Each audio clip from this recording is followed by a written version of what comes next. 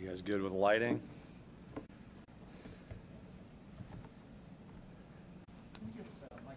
Sure.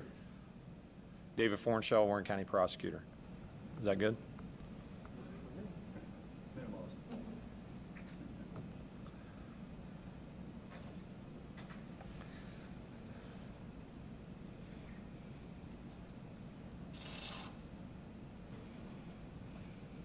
Just let me know when you're ready. Everybody good? We all good? Okay. Just before 5 p.m. on Wednesday, August 23rd of this year, Warren County 911 received a call of an unresponsive child in the vehicle at the Procter & Gamble Mason Business Center. The call was placed by the child's mother, who was an employee at that facility. Upon arrival at the facility, Mason EMS and police personnel determined that the child was deceased. Authorities later identified the child as 14-month-old Sophia Avero. At that time, Mason Police Department, working with the Warren County Coroner's Office as well as our office, began investigating the circumstances surrounding the child's death. Detectives conducted interviews of both parents, co-workers, neighbors, daycare workers, and other witnesses. Detectives also retrieved video surveillance footage from that location, conducted forensic examinations of electronic devices, as well as executing search warrants on physical items. Additionally, the Warren County Coroner's Office conducted an autopsy on the child. Over the past few weeks, I have had the opportunity to review all of this evidence for consideration of whether any criminal laws were violated in connection with the child's death. The basic facts of this case, as the investigation revealed them to be, are as follows.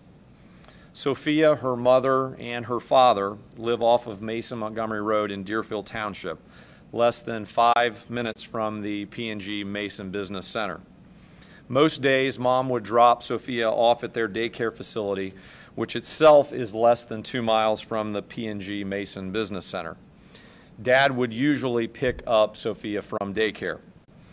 On the morning of August 23, 2017, Sophia slept in a little later than normal. Mom went ahead and started her work day from home, working on her computer on some projects that she had going. Eventually, Sophia woke up. Mom got her ready and placed her in the seat directly behind the driver's seat of their family vehicle. However, instead of stopping at the daycare facility that morning, Mom mistakenly drove directly to work. Surveillance video from Procter & Gamble shows that the vehicle arrived in the lot at approximately 7:30 that morning. Mom exited the vehicle and walked directly through the main entrance into the facility. During the course of the day, other vehicles travel in and out of that parking lot. They walk by the vehicle, but nobody notices Sophia in the back seat. At approximately 4:55 p.m., surveillance video captures Mom leaving work for the day, walking back through that same lobby to exit out the main entrance. At that particular point in time, she receives a phone call. This phone call is from her husband, which is Sophia's father, who had arrived at the daycare facility to pick up Sophia. However, he was informed at that point in time by the daycare workers that Sophia had never been dropped off that day. In the video, you can see Sophia's mother pause, appearing as if she was trying to process this information. Then she exits out the building before rapidly heading directly towards the vehicle. She arrived at the vehicle and discovered her daughter in the back seat, appearing to be deceased, but still called 911. Dad left the daycare very quickly during this conversation and his wife when he became aware of this information, and actually arrived back at the P&G parking lot while the mother was still on with Warren County 911. Just a moment later, Mason EMS personnel arrived and determined that the child was deceased, and the Warren County Coroner's Office took possession of the child's body for the purpose of conducting an autopsy. Warren County Coroner Dr. Russell Updegrove conducted that autopsy the very next day. He has determined that the child's cause of death was hyperthermia due to entrapment in a vehicle. Those are the facts as the investigation determined them to be. Now, in examining Ohio's law in application to these facts, the closest criminal statute that might be applicable would be Revised Code 290304, which is involuntary manslaughter.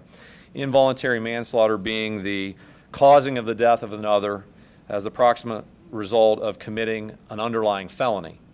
In this case, the closest potential underlying felony would be Revised Code 2919-22, which is endangering children. Endangering children is when a parent creates a substantial risk to the health or safety of the child by violating a duty of care, protection, or support. However, for both of these to apply, the required mental state for committing this offense of endangering children is recklessly, which under Revised Code 2901-22C is when, with heedless indifference to the consequences, the person disregards a substantial and unjustifiable risk that the person's conduct is likely to cause a certain result. Every court that has interpreted that phrase has held that recklessness is more than a mistake, even if it's a deadly mistake. The person must act with heedless indifference to the consequences that their disregard of a substantial and unjustifiable risk. Now, in this particular case, there's no doubt that Sophia's mother made a horrible mistake, and one that proved deadly for her daughter. There's also no doubt that leaving a child in a vehicle for over 8 hours on a sunny August day is a substantial risk. However, through the course of this investigation, we have found no evidence that the mother acted with heedless indifference to that risk, meaning that at the time that she got out of her vehicle and walked into her place of employment on the morning of August 23rd, that she knew she was putting her child at risk. There is no evidence that she was indifferent, as the law requires, to that risk. The evidence indicates that at the time that she exited her vehicle, when she arrived at work that morning, she forgot that she had not dropped Sophia off at daycare and did not realize that she was still in the back seat. The evidence also indicates that when she became aware that she had not dropped Sophia off at daycare, that being at 4:55 p.m., when she received the telephone call from her husband, that she immediately raced to the vehicle to check on her daughter's well-being. These facts do not constitute heedless indifference as defined by Ohio law. Therefore, based on the fact that the required state of recklessly, as that term is defined by Ohio law, cannot be established by the facts of this case as the investigation determined them to be, our office will not be presenting any charges to the grand jury on involuntary manslaughter, endangering children, or any other criminal offenses. At this point in time, I'd be happy to answer any questions that you have. What about, you said you checked phone records, right? Right. From the time she left home and by the time she got to work. Right. Was she blowing up her cell phone at all? Because wouldn't there be some kind of negligence charge for electronic distraction? No, I mean, when you're talking about what specifically happened with respect to this child, these are the most applicable charges in terms of what what you would look at in this particular instance. We didn't find any evidence when we did the forensic examination of the phones of anything that would elevate this offense to the level of recklessly. I know there was reports early in the media that was pulled out of the search warrants in terms of saying that she was late for work that day. Well, she wasn't late for work per se. Her arrival time was between 7:30 and 8:30 that morning. And so she would typically get there a little bit before 7:30 and be at her workstation by 7:30 to work with her team. That particular information related to really her daughter waking up and sleeping in a few minutes late, her allowing her daughter to sleep in a few additional minutes that morning. She went ahead and did some work at home, working on some projects that she had going that day.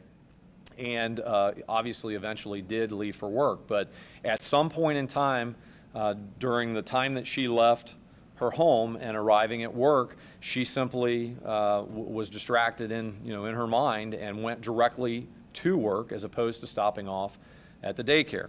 Additionally, with respect to this issue of not knowing whether her daughter was in the vehicle that day or not, there was evidence that we uncovered that this particular daycare where she worked or where she left the child actually had an app that you could check on your child that day.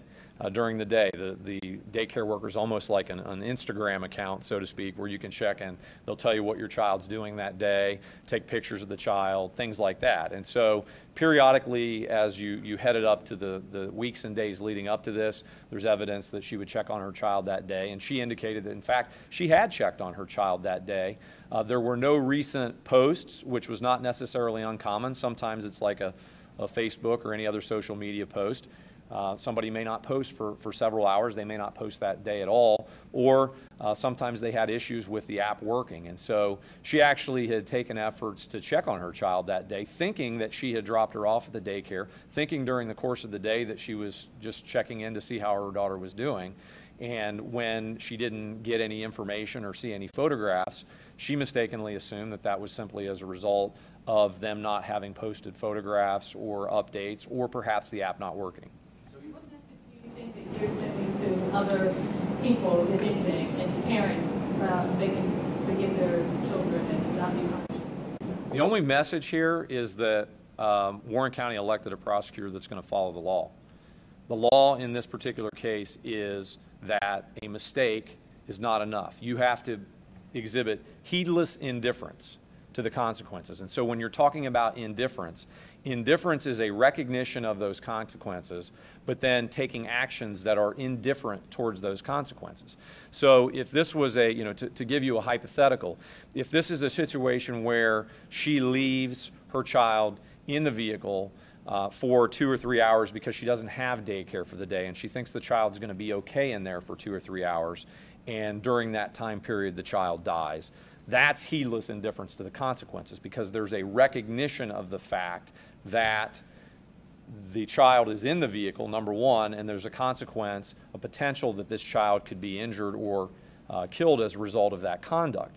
But when we're talking about a pure mistake, which I think the evidence demonstrated this was, and I will tell you, if you think that she was indifferent to the consequences, the video demonstrates otherwise. I mean, she, upon getting this information, runs directly off screen from the surveillance video to get to that vehicle as quickly as possible. And that really, in a case like this, is your best evidence as to whether somebody is being indifferent to the consequences or not. And in this case, they're not. They're not aware of what they had done, which is a mistake, and I think certainly would satisfy if the standard under the law was negligence. That would certainly establish that. But when you're talking about recklessly, you're talking about a heedless indifference. I don't care about the consequences. I'm going to do this anyway. And there's absolutely no evidence that Mason Police Department, the coroner's office, or our office was able to uncover that led us to believe that she was indifferent to these consequences. Was there any aforemention of her taking lunch and leaving the facility and then returning? No, there was never any indicator that she left the facility that day. To the best of the investigation, in terms of looking at the security footage, that vehicle remained in that location from 7:30 that morning until Mason police officers basically impounded the vehicle later that evening. With respect to the mother, and understanding that she's not going to be prosecuted, but yet, in essence, she will be prosecuted mentally because she's going to have to live the rest of her life without her daughter. Right. I mean, that's, obviously, this is a horrific situation, and I think that when you watch that security video and you know the backstory of what's going on at that particular point in time, and you see somebody, you believe, obviously you can't hear it because it's just a video, but you see somebody processing what's going on and the realization that they have left their child in the vehicle for 8 hours during that day, it makes you nauseous to just watch that. And so certainly what this family is going to have to go through for the rest of their life is unimaginable. Is there a lesson learned here, Mr. Prosecutor, for other parents, so this won't happen again? I hesitate to say that there's not a lesson learned. I think it's easy to stand back and say, yeah, the lesson here is don't forget that your child's in the back seat. But nobody intentionally does that's any type of a parent. And in this particular case, as I said, we interviewed coworkers, we interviewed neighbors, we interviewed all kinds of people that were familiar with this family. And by all accounts, these were really good parents in terms of loving their child, taking care of their child, being perhaps even excessive to an extent in their safety efforts with their child in and around their house. I mean, they were known for being extraordinarily protective of their child. This was a family that didn't have children until they were in their mid-30s. It was their only child, and so it was their focus. And so I think that, you know, and people hear that, I'm sure, and they're thinking, well, wait a minute, if that's really your focus, you wouldn't have forgot the child in the back seat. And I guess to that, you know, to that end, I would say, I would hope, and I think everybody out there would hope, that you would never be capable of doing that.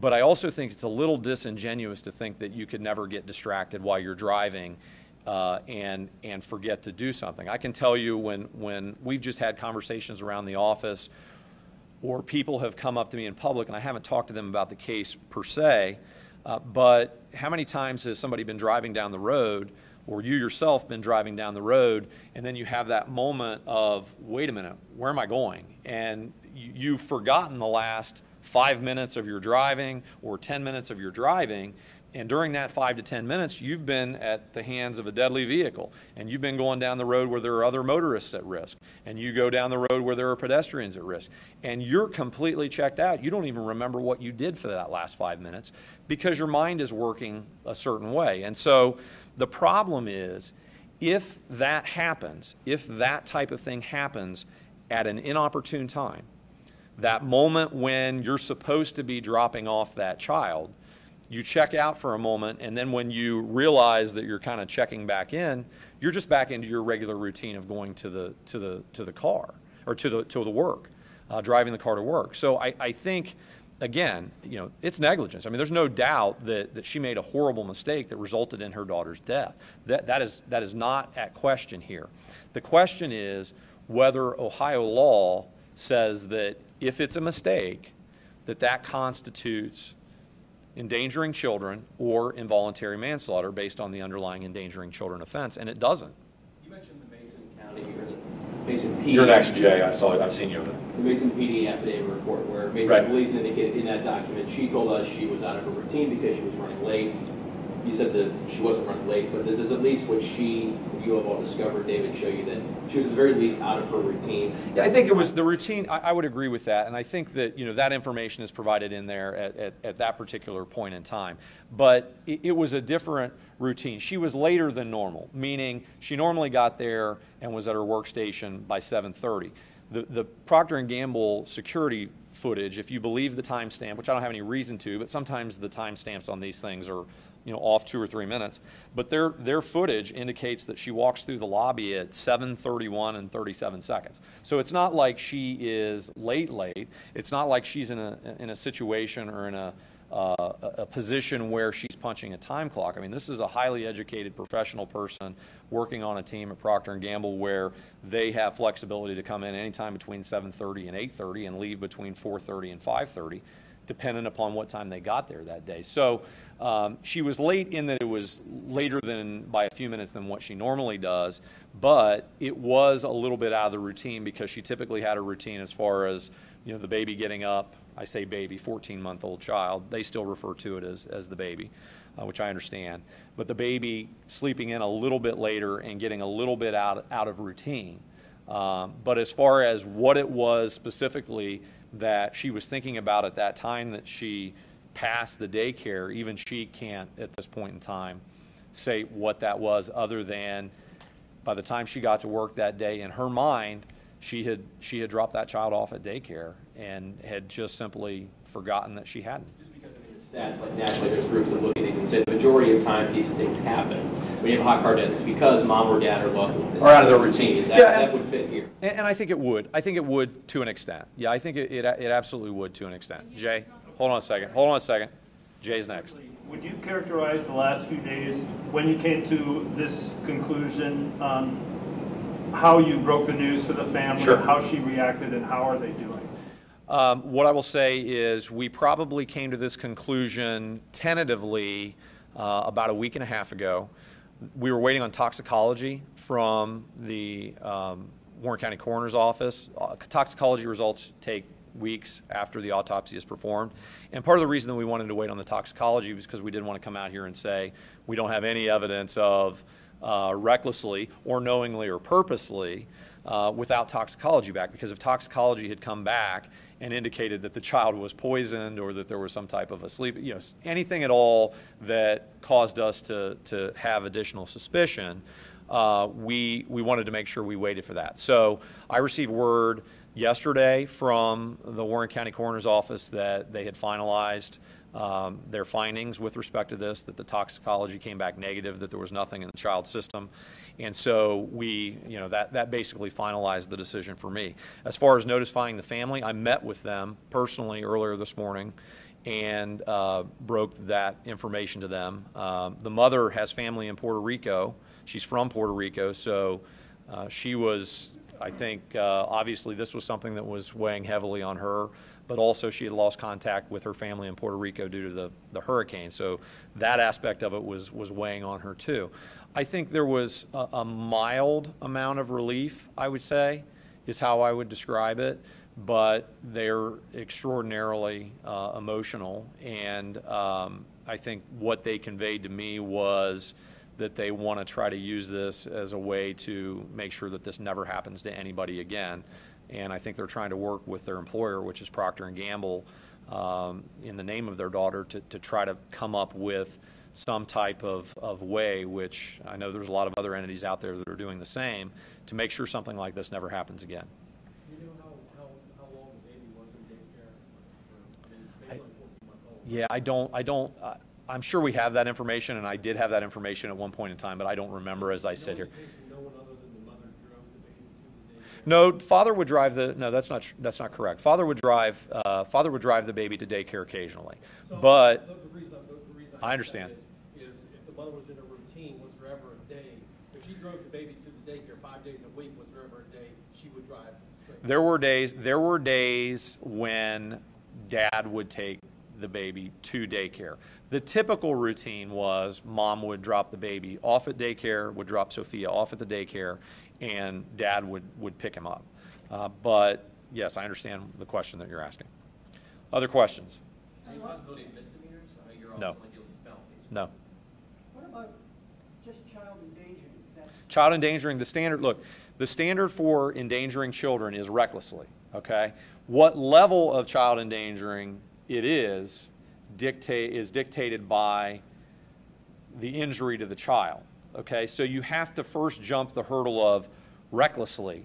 So, for example, if this child hadn't died, if the child had survived, we still, under these facts, if you take out the death, you still wouldn't have misdemeanor child endangering, because the mental state for child endangering, the culpability that Ohio law requires, is recklessly. So unless you can show that the person acted with heedless indifference to the consequences of leaving their child in the vehicle, whether the child dies or doesn't die, you don't have even a misdemeanor child endangering charge. heedless indifference is in misdemeanor child endangering?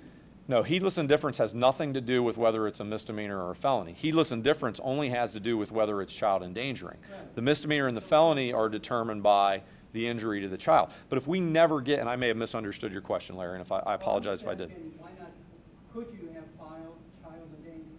No, because you don't have recklessly. You don't have recklessly. You don't have the right. You don't have recklessly. No matter what level of child No matter what level of child endanger, no matter what level, the way child endangering works is you have the first aspect of it, which is recklessly violating creating a substantial risk of the health or safety of the child by violating a duty of care, protection, or support. You have to recklessly violate that first, all right? Recklessly is not satisfied if it's a mistake, regardless of whether it's a mistake where the child lives or it's a deadly mistake where the child dies. Now, if you're able to satisfy recklessly, then the level of the criminal offense is based upon the injury to the child. So if she goes out there, if we determine that she left the child there for 3 hours because she didn't have daycare for the day, and during that time period the child lives, then you have misdemeanor child endangering, because you've established recklessly violating the duty of care, protection, and support. If the child dies under those circumstances, you have child endangering or endangering children and involuntary manslaughter. But if you don't have recklessly, if you don't have heedless indifference, you don't have anything.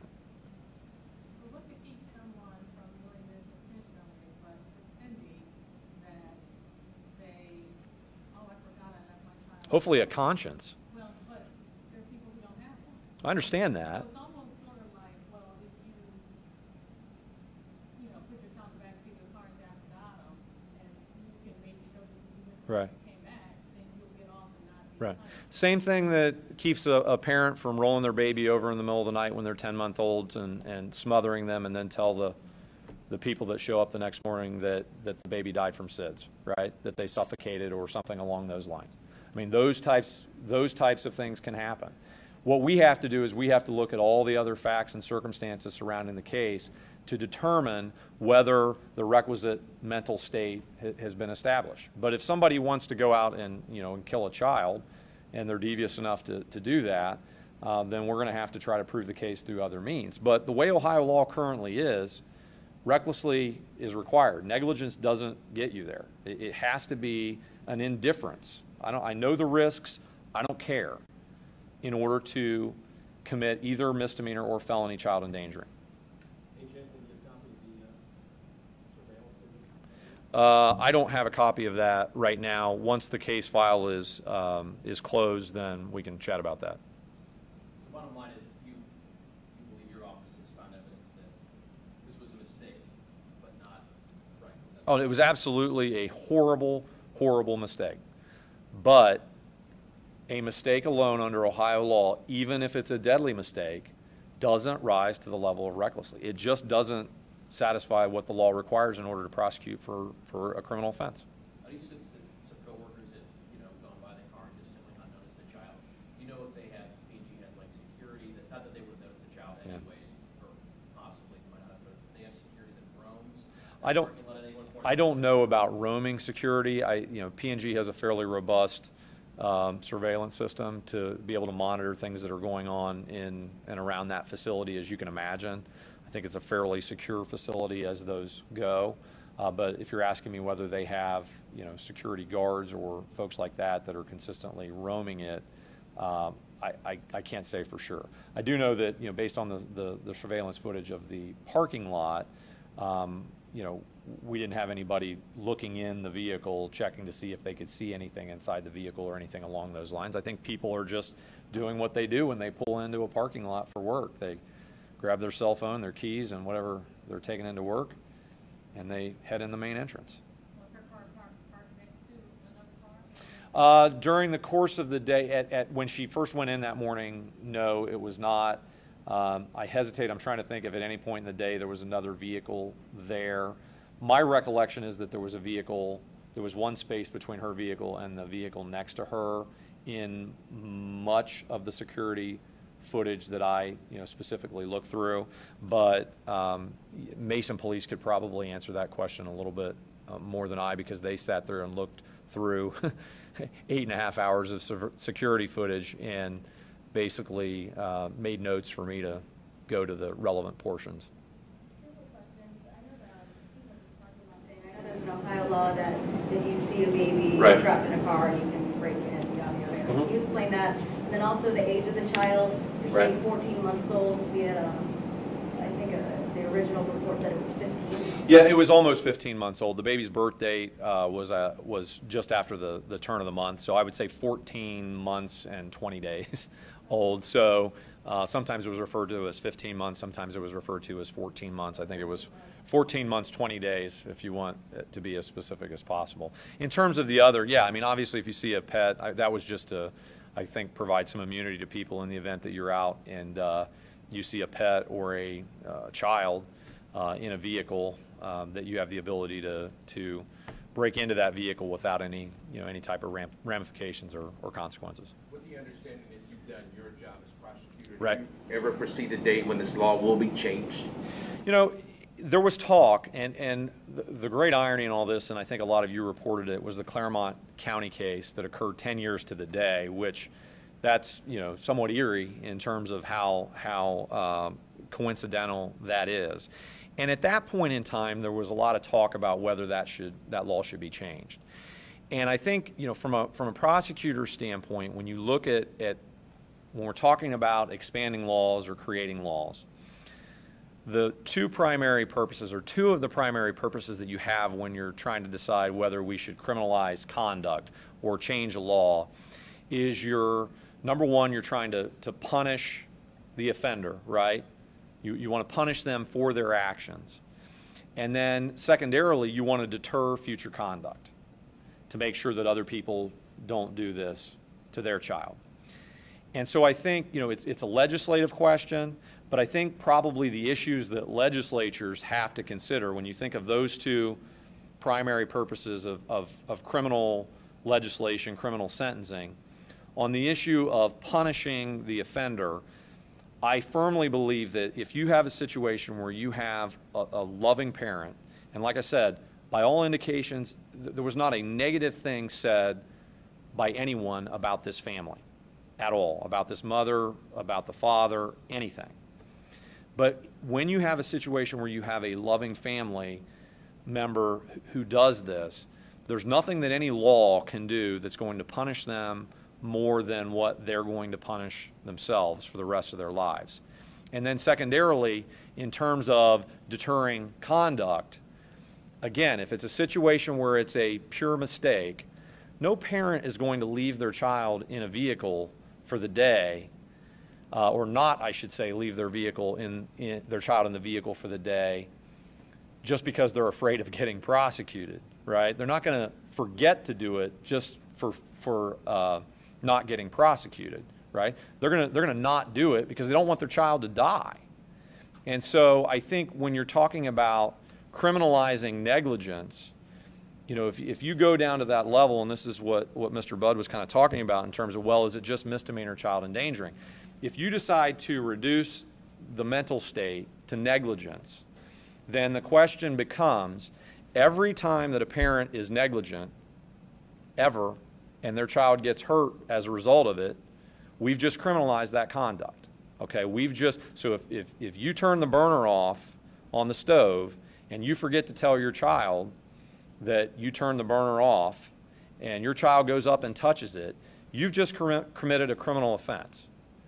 And so I think what the legislature has struggled with is when you're looking at this, you got to be very, very careful of saying, because I can guarantee you there's not a parent out there that hasn't committed an act of negligence when it comes to dealing with their child. And for most people, it doesn't result in a death. Thank God it doesn't result in a death. But in many instances, it might result in harm to that child, where the child falls down the stairs or something along those lines. So now if you forget to latch the gate or you forget to check the gate to make sure that it's secured and a child takes a tumble down the stairs, you've committed child endangering. And so I think that's probably why, and this is just my guess because I wasn't prosecutor of this county back 10 years ago when that legislation was discussed. I think the situation that you find yourself in as legislators is, are we going to criminalize every time a parent is negligent when a child gets hurt? And obviously someone can come back and say, well, no, not just when they get hurt, but if they die, then we're going to do it. And the legislature has the ability to do that if they so wish. But at this point in time, they've chosen not to do that. And so as it stands, the standard today under Ohio law is recklessly. And recklessly is more than just a mistake, even if it's a deadly mistake. Other questions? All right, thank you very much.